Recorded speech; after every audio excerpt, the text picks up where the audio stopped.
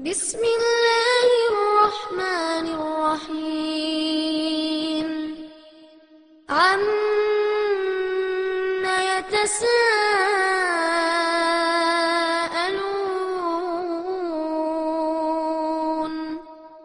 عن النبأ العظيم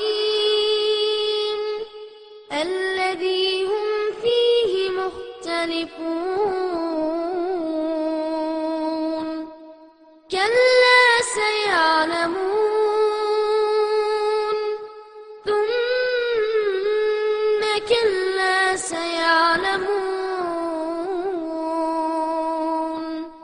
ألم نجعل الأرض مهادا والجبال أوتادا وخلقناكم أزواجا وجعلنا نومكم سباتا وجعلنا الليل لباسا. எல்லாம் அல்ல அல்லாஹ்வின் நல்லடியார்களே, சகோதர சகோதரிகளே, அல்லாஹ் நமக்கு வழங்கியிருக்கக்கூடிய இந்த ஜும்மாவுடைய நாளில் ஜும்மாவுடைய தொழுகையை நிறைவேற்றுவதற்காக இங்கே நாம் ஒன்று கூடியிருக்கின்றோம்.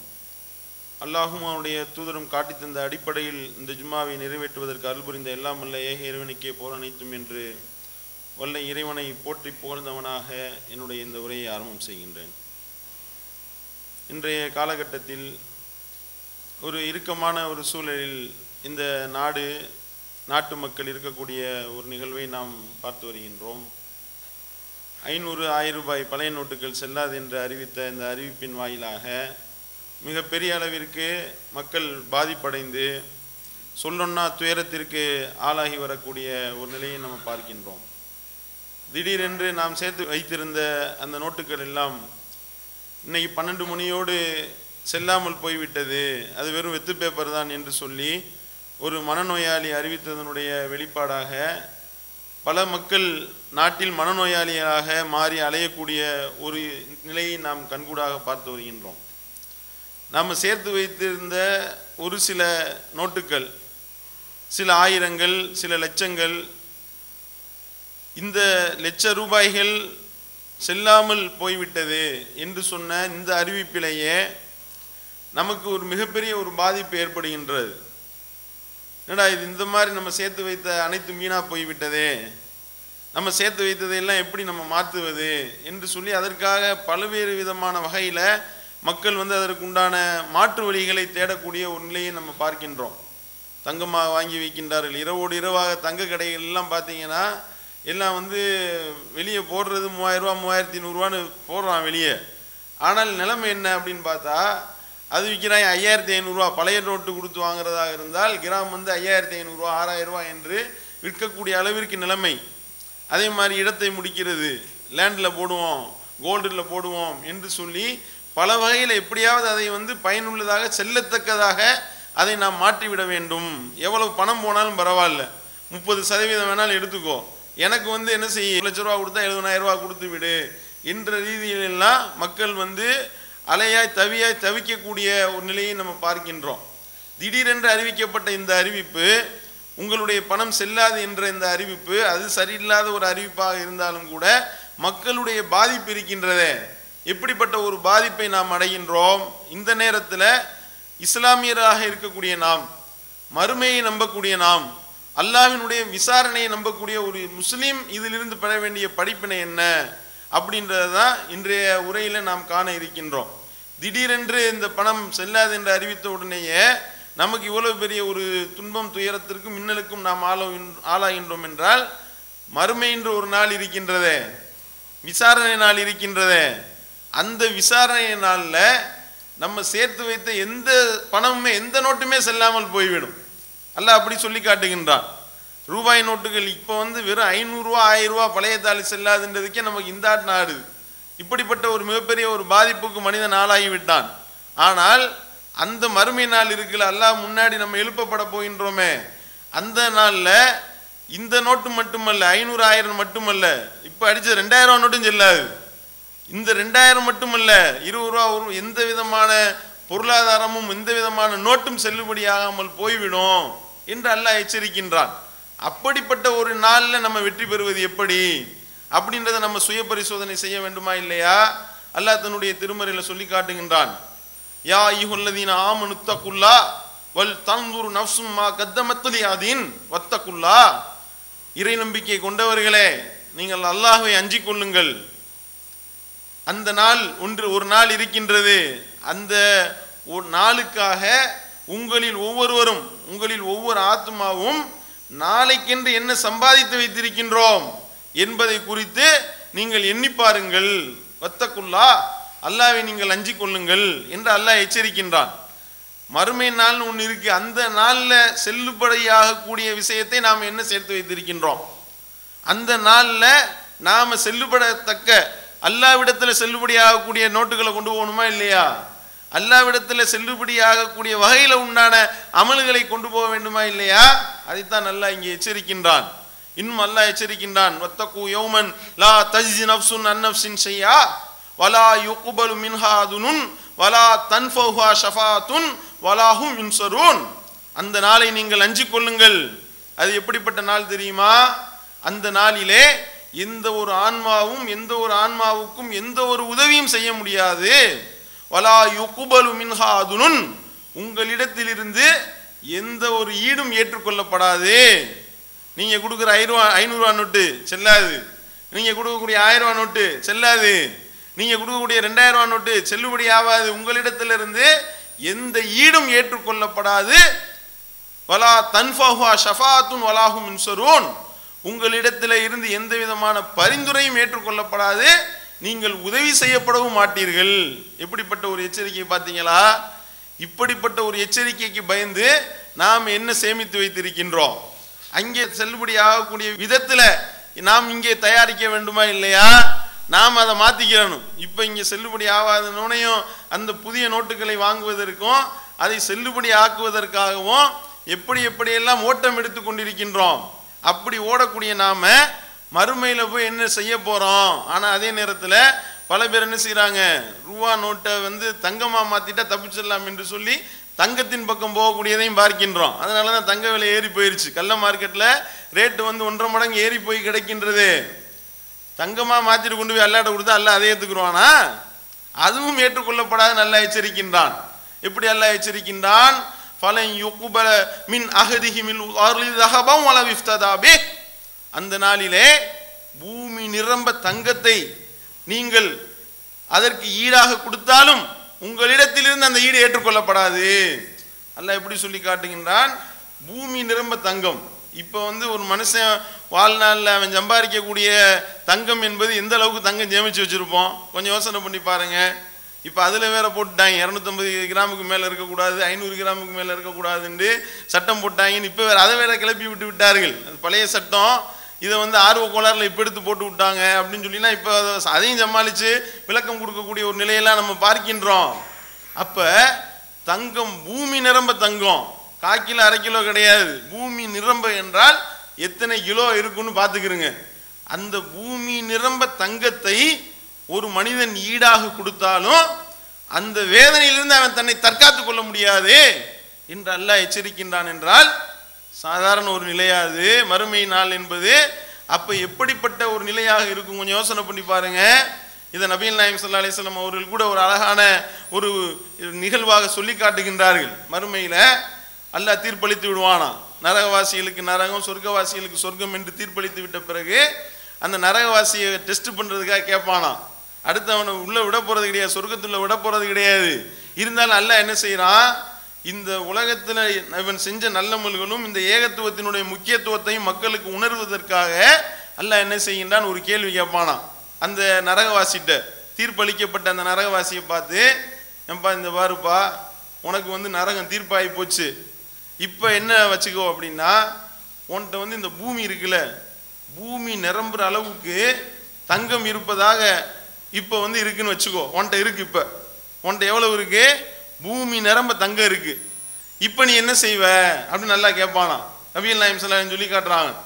உடனே அந்த நரகவாசி சொல்லுவானா, பூமி நிரம்ப தங்கமா, யா அல்லாஹ் இதை அப்படியே எடுத்துக்கோ, என்னை விட்டுரு அப்படின்வான்.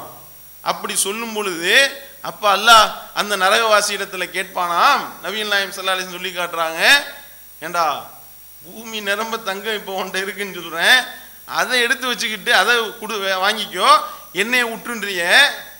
இதை விட லேசானதானடா நான் இந்த உலகத்தில் உன்கிட்ட கேட்டேன், இதை விட இலகுவானதை தானே கேட்டேன். இதை விட இலகுவானது என்ன? எனக்கு இணை கற்பிக்காத, இதைத்தானே சொன்னேன். எனக்கு நீ கட்டுப்பட்டு நட, இதைத்தானே சொன்னேன். இந்த பூமியில நீ அதை செய்ய மறுத்து விட்டு இப்ப வந்துகிட்டு பூமி நிரம்ப தங்கமா இருந்தாலும் எடுத்துக்கொண்டு சொல்வீங்களோ என்று சொல்லி அல்லாஹ் அவனை நரகத்தில் தூக்கி வீச சொல்லுவான் என்று நபிகள் நாயகம் ஸல்லல்லாஹு அலைஹி வஸல்லம் அவர்கள் சொல்லி காட்டுகின்றார்கள். என்றால் எப்படிப்பட்ட ஒரு நிலை என்று பார்த்தீர்களா? அப்ப பூமி நிரம்ப தங்கமாக இருந்தால் அல்லாஹ்விடத்தில் ஏற்றுக்கொள்ளப்படாது. அதே மாதிரி அல்லாஹ் இன்னொரு இடத்துல சொல்லி காட்டுகின்றான், பூமியும் அந்த பூமியை போல இன்னொன்று மடங்கும் அவன் வைத்திருந்தாலும் அதை ஈடாக கொடுத்து விட்டு அவன் அந்த வேதனையிலிருந்து தன்னை தற்காத்துக் கொள்ள அவன் விரும்புவான் எல்லாம் சொல்லி காட்டுறான். அப்ப அது எடுபடுமா? லேண்டு வாங்கி போட்டீங்களே, லேண்டு 500 1000 ரூபா நோட்டு செல்லாதுன்னோனையும் இடத்த முடிச்சிருவோம், பிரச்சனை இல்லை, நல்லா வந்துக்கிட்டு கவர்மெண்ட் அப்ரூவலோட உள்ள இடம், பிரச்சனையே இல்லை, மெசேஜ்லாம் வருது எக்கச்சக்கமா. இந்த மாதிரி வாங்கிட்டீங்கன்னு வைங்களேன், பஞ்சாயத்தே கிடையாது, ஈஸியாக முடிச்சிடலாம். அதுக்கு ஒரு விற்கிறப்ப அதை விட நல்ல ரேட்டு போவோம். இங்கே இருக்கக்கூடிய 2 cent 3 cent 5 cent 10 cent 1 acre, இதுக்கு நீங்க சொல்றீங்க பூமியே நம்ம பேர்ல இருந்துச்சுன்னு வைங்க, பூமி முழுவதும் நம்ம பேர்ல இருந்தாலும் பூமி மட்டுமல்ல பூமியை போன்ற இன்னொன்று மடங்கும். அல்ல எப்படி சொல்ற, 2 பூமி அளவுக்கு ஒரு ஏக்கர் 2 ஏக்கர் வச்சுக்கிட்டு ஒருத்தன் போடுற ஆட்டை என்ன, அவன் போடக்கூடிய அவன் பேசக்கூடிய பேச்சு என்ன எங்களுக்கு எப்படி தெரியுமா? அந்த கண்ணு கட்டின தூரம் உள்ள பனைமரம் தென்னை மரத்தோப்பு எல்லாமே எங்கே இதுதான் அப்படின்னுவான். நீ ஒட்டுமொத்த பூமியை வச்சிருந்தாலும் ஏடுபடாதப்பா, மறுமையில அந்த பூமியும் பூமியை போன்ற இன்னொரு மடங்கும் உனக்கு சொந்தமாக இருந்தாலும் அவனுக்கு சொந்தமாக இருந்தாலும் அதை கொடுத்து விட்டு அவன் அதிலிருந்து தன்னை தற்காத்துக் கொள்ள விரும்புவான். ஆனால் அவனுடைய வேதனை குறைக்கப்படாது என்று அல்லாஹ் சொல்லி காட்டுகின்றான். என்றால் அப்ப புரியுதா? இந்த பணத்தை சேர்த்து வச்சு நம்ம என்ன செய்ய போகின்றோம்? வமா யோனி அன்ஹு மாலுஹு இதா தரத்தா, அவன் மறுமையிலே அவனை தூக்கி நரகத்தில் நம்ம வீசுவோமே, அப்படி அவனை இந்த நரக நெருப்புல தூக்கி நாம வீசும் பொழுது அவனுடைய செல்வம் அவனுக்கு எந்த பயனும் அளிக்காது, அதிலிருந்து அவனை காக்காது என்று அல்லாஹ் சொல்லி காட்டுகின்றான். என்றால் அந்த மறுமையில அந்த நரகவாசி புலம்பக்கூடிய புலம்பல்களை அல்லாஹ் திருமறை குர்ஆன்ல சொல்லி காட்டுகின்றான். அதெல்லாம் எடுத்து படிச்சு பார்த்தோம் என்றால் காசு காசு என்று சொல்லி காசு சம்பாதிக்கிறதுலே மூழ்கி அல்லாஹ்வை மறக்கக்கூடிய ஒரு நிலை ஏற்படுகின்றது. அந்த மாதிரியான ஒரு நிலை ஏற்படாது. காசு காசு என்று சொல்லி இப்படி காசின் பக்கம் மனிதன் போகின்றானே, துஹிப்பூனல் மால ஹுப்பன் ஜம்மா, நீ இந்த காசை கடுமையான முறையில் நீ நேசிக்கக்கூடியவனா இருக்கிறியே என்று அல்லாஹ் சொல்லி காட்டுகின்றானே.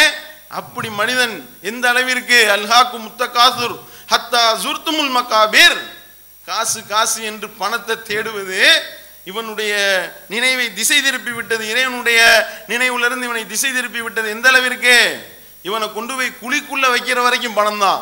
அதனாலதான் காசு செல்லாதவன் மனநோயாளியாக மாறிவிட்டார்கள். காசு செல்லாது என்று அறிவித்த உடனேயே மிகப்பெரிய அளவிற்கு பாதிப்புக்கு ஆளாவதற்கு காரணம் என்ன? அந்த காசை கடுமையான முறையில நேசிப்பதனுடைய விளைவு ஒட்டுமொத்தமா ஒண்ணுமே செல்லாம போகுமே. அப்ப நம்மளுடைய நிலைமை என்ன? அங்கே அந்த பணத்தை வைத்துக்கொண்டு நம்ம என்ன செய்ய முடியும்? புலம்புவானா? அல்லாஹ் சொல்லி காட்டுகின்றான். அந்த ஏடு அல்லாஹ் நம்முடைய வலது கரத்திலையும் இடது கரத்திலையும் கொடுப்பான். நல்லவர்களுக்கு வலது கரத்திலையும் கெட்டவர்களுக்கு இடது கரத்திலையும் கொடுப்பான். அம்மாமன் ஊத்திய கிதாபஹு பிஷிமாலே, யாருக்கு அவனுடைய ஏடு அவனுடைய இடக்கரத்தில் வழங்கப்பட்டதோ, யக்கூலு யாலைத்தனி லம் ஊத்த கிதாபியா, இறைவா எனக்கு இந்த மாதிரியான ஒரு ஏடு வழங்கப்படாமல் இருந்திருக்க கூடாதா சொல்லுவானா? இந்த ஏடு கொடுக்கப்படாமல் இருந்திருந்தா நல்லா இருந்திருக்குமே. வலம் அதிரிமா ஹிசாபியா, என்னுடைய விசாரணை என்ன ஆக போகுதுன்னு எனக்கு தெரியலையே, போச்சே, அல்லாஹ் என்னென்னலாம் கேள்வி கேட்க போறானோ புரியலையே, எனக்கு தெரியலையே. யா லைத்தஹா கானத்தில் காவியா, என்னுடைய கதை இத்தோடு முடிந்திருக்க கூடாதா, செத்து மடிஞ்சிருக்க கூடாதா, மறுபடியும் அல்லாஹ் உசுர் கொடுத்து எழுப்பி விட்டானே. மானா அன்னி மாலியா, என்னுடைய காசு எனக்கு எந்த விதமான பலனும் அளிக்கலையே, நிறைய மாத்தி வச்சேனே, 500 1000 2000 ஆக்கி வச்சேனே, கோல்டில் போட்டேனே, லேண்டில் போட்டேனே, எல்லாத்தையும் தயார் பண்ணிட்டு வச்சு பார்த்தா மவுத்து வந்துருச்சு. கடைசியில் பார்த்தா என்னுடைய பொருளாதாரம் எனக்கு எந்த விதமான பயனையும் அளிக்கவில்லை. ஹலக அன்னி சுல்தானியா, என்னுடைய அதிகாரமும் எனக்கு எந்த பலனையும் அளிக்கவில்லையே என்று அந்த குற்றவாளி புலம்புவான் என்று அல்லாஹ் சொல்லி காட்டுகின்றானே. எப்படிப்பட்ட ஒரு இறுக்கமான ஒரு காலகட்டம் பார்த்தீர்களா? அந்த மறுமை நாள் நாம் சொல்லக்கூடிய அந்த சாக்கு போக்குகளை எல்லாம் ஏற்றுக்கொள்வானா?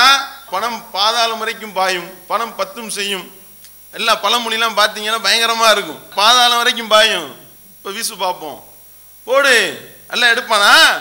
நீ நோட்டை வீசி தானே எல்லாத்தையும் செஞ்ச, எத்தனை கமிஷன் எவ்வளவு வேணாலும் வாங்கிக்கிறீங்க, பிரச்சனை இல்லை என்று சொல்லித்தானே மாத்தின. இவ்வளவும் பண்ணியே அல்லாஹ்விடத்தில் அது செல்லுபடியாச்சா? இதுதான் இங்கே கேள்வி. செல்லுபடி ஆகாது. அல்லாஹ் அதை ஏற்றுக்கொள்ள மாட்டான். இன்னும் சொல்ல போனா பொருளாதாரம் மட்டுமல்ல, மனுஷன் ஒரு இக்கட்டான சூழ்நிலை மாட்டிக்கிட்டான்னு வைங்களேன், எப்படியாவது தான் தப்பிச்சா போதும் என்பதில் தான் அவன் குறியா இருப்பானான். அப்படிப்பட்டவன் தான் மனிதனுடைய இயல்பு. அதுதான் மனிதனுடைய தன்மையாக இறைவன் படைத்திருக்கின்றான். அப்படிப்பட்ட மனிதனுடைய அந்த மறுமையில் இருக்கக்கூடிய நெருக்கடியை பற்றி எல்லாம் பேசுறான் பாருங்க. லா யஸ்அலு ஹமீமுன் ஹமீமா. அந்த நாளிலே எந்த ஒரு நண்பனையும் விசாரித்துக் கொள்ள மாட்டான். யுபஸ்ஸருனஹும் யவத்துல் முஜ்ரிமு லவ் யஃப்ததி மின் அஸாபி யௌமிதின் பிபனி வ ஸாஹிபதி வ அஹி வ ஃபஸிலதி அல்லதி துவி அமன் ஃபில் அர்தி ஜமீஆ சும்ம யுன்ஜி. முடிவிலே அவர்களுக்கு அந்த நரகம் காட்டப்படும். இதில் தான் தூக்கி உன்னை போட போறேன் என்று அல்லாஹ் சொன்ன உடனே அந்த குற்றவாளி புலம்புவான். என்ன புலம்புவான் தெரியுமா? யா அல்லாஹ், என்னை இந்த நரகத்தில் போட்டுறாத, என்னை எப்படியாவது காப்பாத்து, இதுல இருந்து காப்பாத்து. இதுக்கு ஈழா பூமி நிரம்ப தங்கம் செல்லாதுன்ட்ட, அதே மாதிரி நான் வச்சிருக்க நோட்டு கட்டு 500 1000 2000 ஒன்றும் செல்லாதுன்ட்ட, எதுவுமே என்னிடத்தில் ஏற்றுக்கொள்ளப்படாதுன்னு சொல்லிட்ட, எந்த பரிந்துரையும் எனக்கு ஏற்றுக்கொள்ளப்படாதுன்ட்ட. இருக்கிறது ஒன்னே ஒன்று, என்ன? என்னுடைய சொந்தக்காரர்கள் இருக்கின்றார்கள், என்னுடைய மனைவி இருக்கின்றாள், என்னுடைய நெருங்கிய உறவினர்கள் இருக்கின்றார்கள், நான் பெத்த புள்ள இருக்கிறான். ஒமன் ஃபில் அர்தி ஜமீஆ. இந்த உலகத்தில் உள்ள எல்லாரையும் தூக்கிமாவது நரகத்தில் போடு, என்னை விட்டுரு. இப்படி பார்த்தீங்களா? காசு செல்லாதுன்னோனையும் இருக்கக்கூடிய அந்த நெருக்கடியில் மனுஷன் எப்படி புலம்புவானா? 500 1000 செல்லாது, 2000 செல்லாது, 50 100 செல்லாதா? இந்த என் முண்டாட்டி இருக்கா, தூக்கி உள்ள போடு. என்னுடைய புள்ள இருக்கிறான், அவனை நரகத்தில் போட்டுட்டாவது என்னை வெளியே விட்டு விடு. தான் அதிலே இருந்து வெளியேற வேண்டும், தன்னை இறைவன் விடுதலை செய்ய வேண்டும் என்று மனிதன் விரும்புவான், அந்த குற்றவாளி விரும்புவான் என்று அல்லாஹ் சொல்லி காட்டுகிறான். என்றால் இதை விட வேற என்ன அல்லாஹ் உதாரணம் சொல்ல வேண்டும் நமக்கு? அப்ப எப்படிப்பட்ட ஒரு இறுக்கமான ஒரு காலகட்டத்தில் அந்த மறுமை நாளில் நம்மளுடைய நிலை இருக்கும் என்பதை நபிகள் நாயகம் ஸல்லல்லாஹு அலைஹி வஸல்லம் அவர்களும் எச்சரிக்கின்றார்கள். எப்படி? அந்திர் அஷீரத்தக்கல் அக்ரபீன், உங்களுடைய நெருங்கிய உறவினருக்கெல்லாம் சொல்லுங்க, நல்லா சொல்லிட்டான். அல்லாஹ் எச்சரிக்கை செய்யறான். ரசூல் ஸல்லல்லாஹு அலைஹி வஸல்லம் அவர்கள் கூப்பிடுறாங்க, எச்சரிக்கை பண்றாங்க, மறுமையை பற்றி நினைவூட்டுறாங்க. சொல்றாங்க, என்னுடைய மகள் ஃபாத்திமாவே, என்னுடைய மாமி ஷஃபியாவே எல்லாம் வாங்கன்னு கூப்பிட்டாங்க. கூப்பிட்டுட்டு சொல்றாங்க, உங்களுக்கு இந்த உலகத்தில் என்கிட்ட இருந்து ஏதாவது காசு பண்ண வேணும்னா வாங்கிக்கோங்க. ஏன்னா இது ஆரம்ப காலகட்டத்தில் அல்லாஹ் இறக்கிய வசனம் இது. இந்த நேரத்தில் ரசூல் ஸல்லல்லாஹு அலைஹி வஸல்லம் அவர்கள் ஒரு செல்வந்தராகவும் இருந்தார்கள். அந்த நேரத்தில் பிற்காலத்தில் மதீனா ஹிஜ்ரத் பண்ணி போறதுக்கு அப்புறம் அவர்களுடைய நிலைமை வேற மாதிரி வறுமையினுடைய நிலையை நோக்கி போயிருச்சு. ஆனால் ரசூல் ஸல்லல்லாஹு அலைஹி வஸல்லம் அவர்கள் நபி ஆகும் பொழுது ஒரு பெரிய செல்வந்தராகத்தான் இருந்தார்கள். அப்ப ரசூல் ஸல்லல்லாஹு சொல்றாங்க, ஃபாத்திமாவே இங்க வா, இந்த உலகத்தில் ஏதாவது பணம் காசு வேணும்னா என்கிட்ட கேட்டுக்கோ, நான் உனக்கு தந்து விடுகின்றேன். ஆனா மறுமையில நின்றாத, என்னால் ஒண்ணுமே செய்ய முடியாது. என்னுடைய மாமியே, உங்களுக்கு நான் எந்த உதவியும் செய்ய முடியாது. எப்படிப்பட்ட ஒரு எச்சரிக்கை பார்த்தீங்களா? இந்த காசு இந்த உலகத்தில் வேணும்னா காசை வாங்கிக்கோ, மறுமையில வச்சு ஒன்றும் பண்ண முடியாது என்று அல்லாஹ்வுடைய தூதரவர்கள் அதையும் எச்சரிக்கின்றார்கள். என்றால் அப்ப யோசனை பண்ணி பாருங்க, இந்த காலத்தில் இந்த உலகத்தில் ஒரு டிசம்பர் 31ஆம் தேதிக்குள்ள நீ நோட்டை மாத்தாவிட்டால் அது செல்லுபடி ஆகாது என்று சொன்ன உடனேயே மனிதன் படக்கூடிய துன்பம் என்ன, துயரம் என்ன? அந்த சூர் ஊதப்பட்ட உடனே மொத்தத்துக்கும் போயிருமே.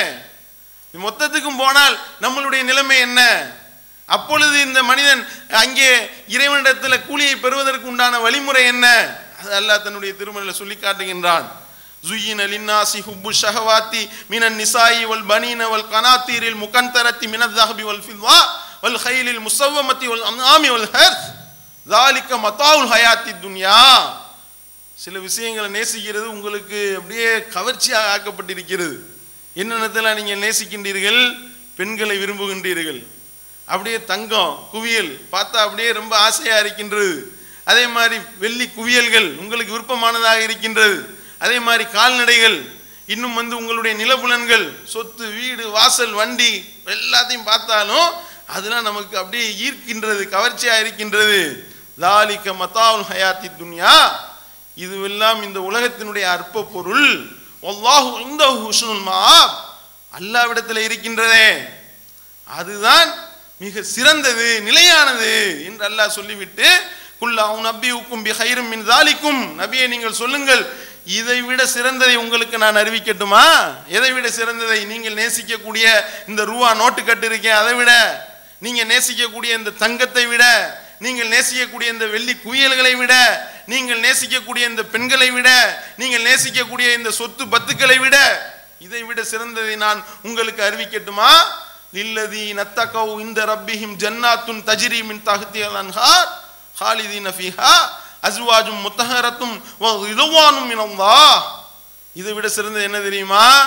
இறையச்சவாதிகளுக்கு அல்லாஹ் கொடுக்க போகக்கூடிய அந்த சொர்க்கபதி இருக்கின்றதே, அது இதை விட சிறந்தது.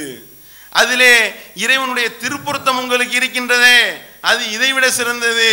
அங்கே இறைவன் உங்களுக்கு தூய துணைகளை தர இருக்கின்றானே, அது இதை விட சிறந்தது. அதுக்கு தயாராகுங்க. அந்த சுவனத்தை பெறுவதற்காக நீங்கள் போட்டி போடுங்கள். அதுக்கு தகுந்த மாதிரி உங்களுடைய ரூபா நோட்டுகளை செல்லத்தக்கதாக ஆக்கி கொள்ளுங்கள். இதுதான் அல்லாஹ்வுடைய எச்சரிக்கை. அல்லாஹ் இன்னும் தெளிவாக சொல்லி காட்டுகின்றான், யா அய்யுஹல்லதீன ஆமனூ ஹல் அதுல்லுக்கும் அலா திஜாரத்தின் துன்ஜீக்கும் மின் அஸாபின் அலீம்.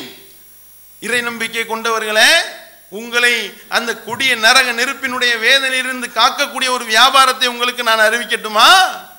நீங்க வியாபாரம் பண்ணி 500, 1000, 2000 சேர்க்கிறீங்க, இந்த ரூபா நோட்டெல்லாம் இங்க எடுபடாது.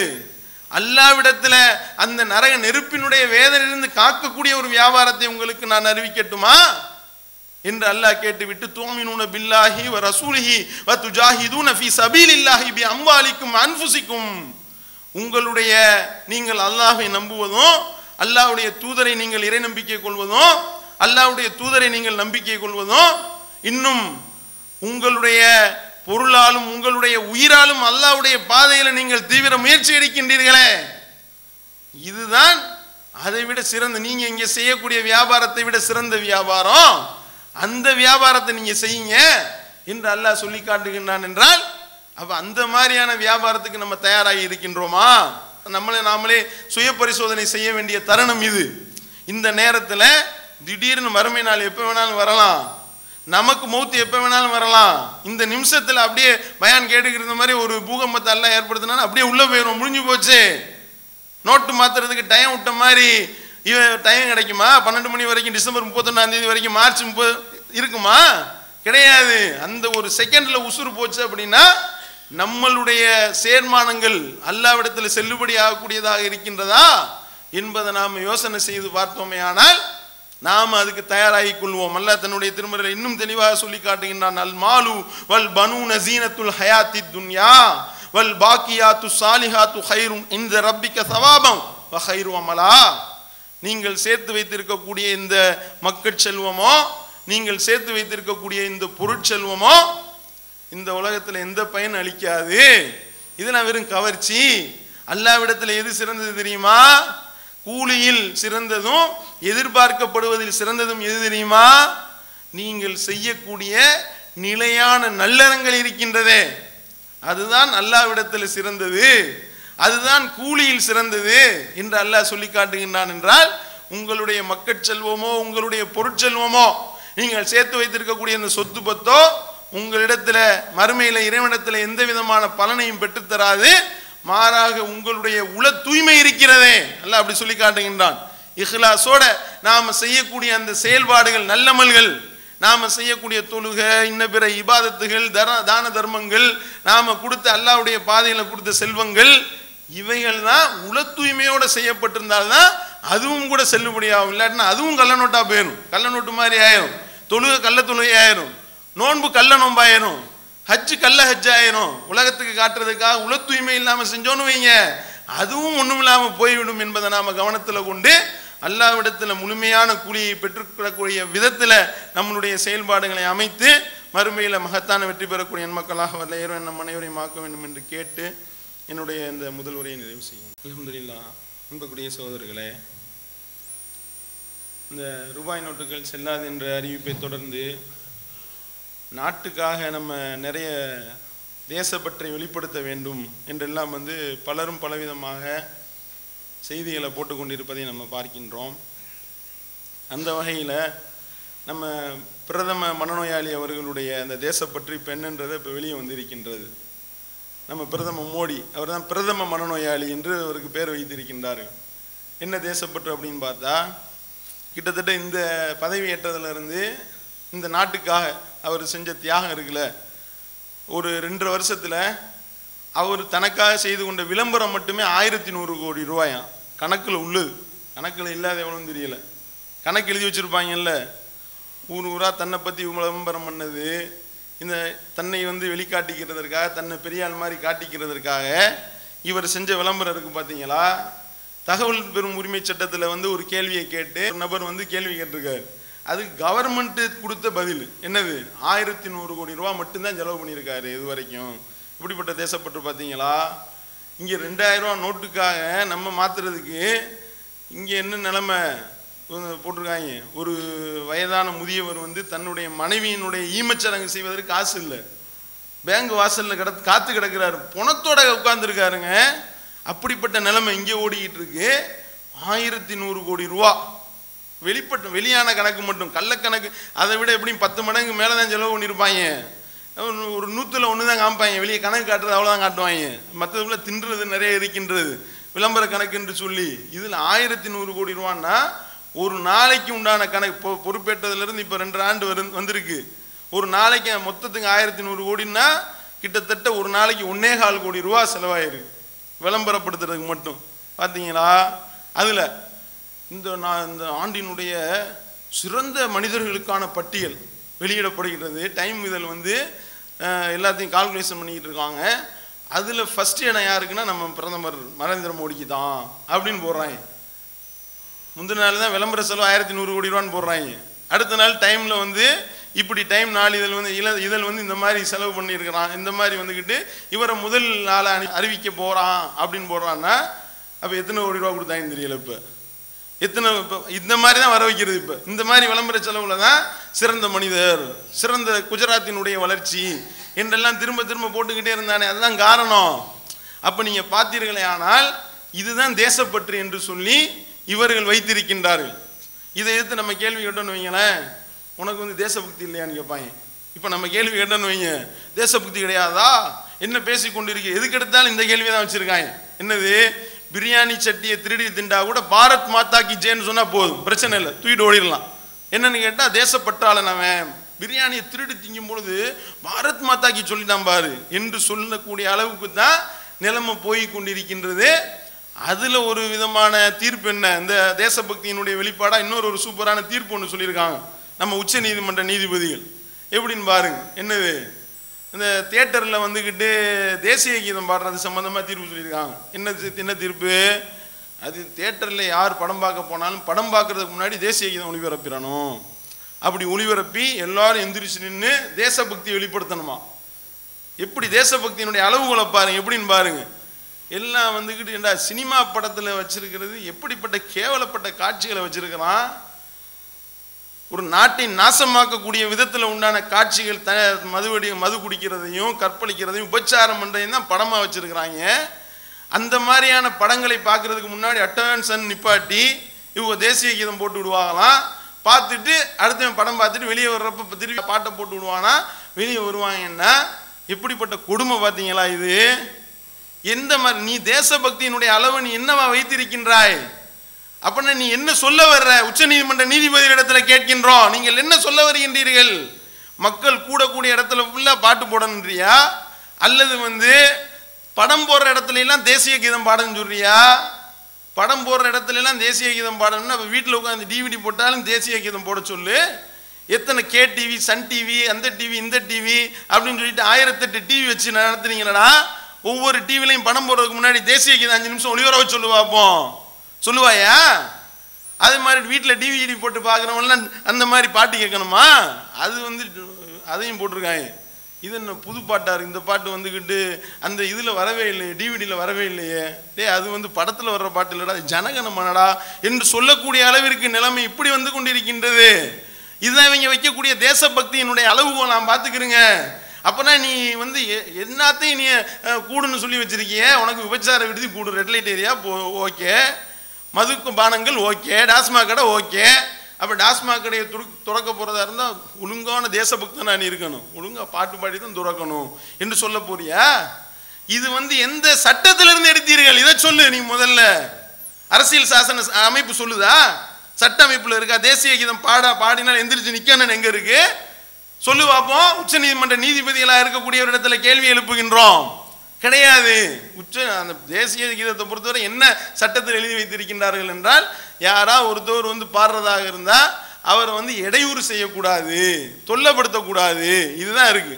நீ பாட்டை போட. அதனாலதான் அவங்க அதை படம் பார்க்க வரவங்க தெளிவாக வழங்கி வச்சிருந்தாங்க. என்ன, நீ பாட்டு பாடினா நான் ஒன்றும் டிஸ்டர்ப் பண்ணுவேன், எந்திரிச்சு போயிட்டே இருப்பேன்ட்டு போயிட்டாங்க. அப்படிதானே போயிட்டு இருந்தான் ஒவ்வொருத்தவனும். அவன் எழுதியிருக்க அரசியலமைப்பு சாசன சட்டத்தில் உள்ளதை அவன் கரெக்டாக தானே செஞ்சுக்கிட்டு இருக்கான். நீ என்ன இப்போ வந்து புதுசாக நீ வந்து கொடுக்கின்றாய் என்றால் 1960 70 இப்படி காங்கிரஸ் இருக்கிற போட்டாங்க. போட்டு எவனுமே கேட்கல, எல்லாருமே எந்திரிச்சு போக ஆரம்பிச்சிட்டாங்க. உடனே என்ன செஞ்சாங்க? கதவை இழுத்து பூட்டுறான்ட்டான்.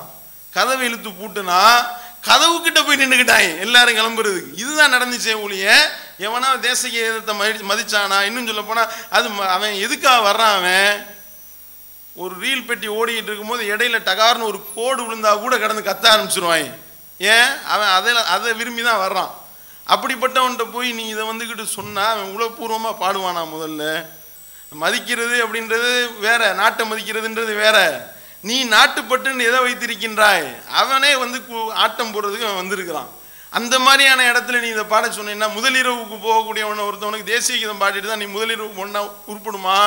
அவனுடைய எண்ணம் எந்தவாக இருக்கும்? உன்னுடைய சாதாரண ஒரு அறிவை கொண்டு சிந்திக்க மாட்ட, பொது புத்தி கிடையாது உனக்கு. இந்த மாதிரி சொன்ன இது எடுபடுமா? மக்கள் கேட்பானா? இது நடக்குமா? நம்ம சொல்றது அரசியலமைப்பு சாசன அடிப்படையில் சொல்றோமா? இது சட்ட அடிப்படையில் தானா, இல்லது நம்ம புத்திக்கு சொல்றோமா? இது எவனாவது மதித்து நடக்கக்கூடிய விதத்தில் சொல்றோமா என்று சொல்லி ஒரு சின்ன அறிவு கூட இல்லாம இவர்கள் இப்படி தீர்ப்பளித்திருக்கின்றார்கள் என்றால், இதை விட வந்து நம்மளுடைய நீதிபதிகளுடைய அறிவை மெச்சுவதற்கு உதாரணம் வேற எதுவும் கிடையாது. இதைத்தான் இவர்கள் தேசபக்தியாக வைத்திருக்கின்றார்கள். இந்த தேசபக்தி வந்து இந்த ரீதியில் போச்சுன்னு வைங்க, நாடு நாசமாக போய்விடும். இது குறித்த விழிப்புணர்வை மக்களிடத்தில் ஏற்படுத்த வேண்டும் என்று கேட்டு என்னுடைய உரையை நிறைவு செய்கின்றேன். வாயுதவான் அல்ஹம்துலில்லாஹி ரப்பில் ஆலமீன். அல்லாஹ்